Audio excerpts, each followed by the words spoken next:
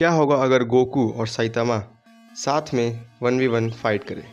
तो पहली बात देखो, हमें कंपैरिजन कट्टर ड्रैगन बॉल के फैंस को साइड करके करेंगे, क्योंकि कट्टर ड्रैगन बॉल्स के फ़ैन के हिसाब से गोकू भाई कुछ भी कर सकता है, सबको हरा सकता है। सबसे पहले हम लोग बात करेंगे पावर लेवल्स की। तो सबसे पहले हम साइतामा की पावर लेवल्स की बात करते हैं।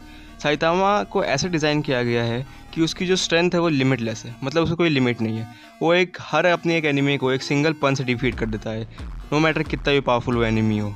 और आज तक उसने किसी भी फाइट में कोई भी स्ट्रगल नहीं दिखाया है। बात करें गोकू की, तो गोकू एक बहुत पावरफुल सियान है जो एंडलेसली ट्रेन करता रहता है, और इसी ट्रेनिंग की वजह से वो न्यू ट्रांसफॉर्मेशन अटेन करता है, जैसे सुपर सियान, अल्ट्रा इंस्टिंक्ट और एटसेट्रा। तो हम बात करते हैं अब स्पीड की। तो सबसे पहले साइतामा की बात करते हैं। तो साइतामा ने मून से अर्थ और अर्थ से मून सेकेंड्स में ट्रैवल किया है, मतलब वो हाई लाइट के स्पीड्स अटैक को एफर्टलेसली डॉज कर लेता है, मतलब उसके लिए लाइट की स्पीड कुछ नहीं है। अब बात करते हैं गोकू की। गोकू अपने अल्ट्रा इंस्टिंक्ट पे वो भी टाइम से भी फास्ट चलता है, मतलब उसने लाइट की स्पीड को सरपास कर रखा है। तो हम अगर दोनों की स्पीड को कंपेयर करें तो गोकू थोड़ी सी मात दे सकता है, लेकिन लगभग दोनों की स्पीड हम सेम ही मान के चलेंगे। अब बात आती है ड्यूरेबिलिटी की। तो हम सबसे बात करते हैं साइतामा की।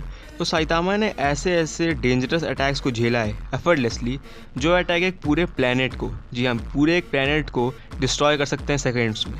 वैसे वैसे अटैक्स को साइतामा ने चुटकियों में झेल चुका है, और आज तक साइतामा ने कभी भी खून नहीं बहाया उसका, और उसे कोई सीरियस इंजरी नहीं आई है। अब बात करते हैं गोकू की। गोकू की ये बहुत एक अच्छा ड्यूरेबल है, लेकिन उसकी हड्डियाँ भी टूटी हैं, उसके खून भी निकला है, और वह इनफैक्ट मल्टीपल टाइम्स मर भी चुका है। तो ड्यूरेबिलिटी में तो भाई साइतामा ही बहुत ज़्यादा आगे है। तो बात करते हैं कॉम्बैट स्किल्स की। तो सबसे पहले साइतामा की बात करते हैं। साइतामा ने बेसिक मार्शल आर्ट सीखा है। इसका एक रीज़न ये है कि साइतामा टोटली ब्रूट फोर्स पे रिलाई करता है।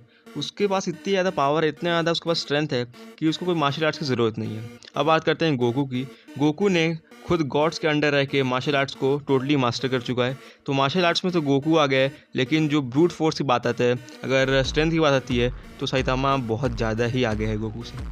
तो बात करते हैं पर्सनैलिटी और फाइटिंग स्पिरिट की। तो साइतामा के लड़ने का एक ही रीज़न है, क्योंकि वो बोर हो जाता है, लेकिन तभी भी लड़ने के बावजूद भी उसे अपने बराबरी का, मतलब उसके आसपास से कोई ओपोनेंट ही नहीं है, लड़ने के बाद भी बोर ही रहता है। बात करते हैं गोकू की। तो गोकू को स्ट्रॉन्ग ओपोनेंट्स लड़ना बहुत पसंद है, और गोकू स्ट्रॉन्गर बनते आता है जब उसके ऊपर प्रेशर पड़ता है। तो अब बात करते हैं ओवरऑल कौन जीता।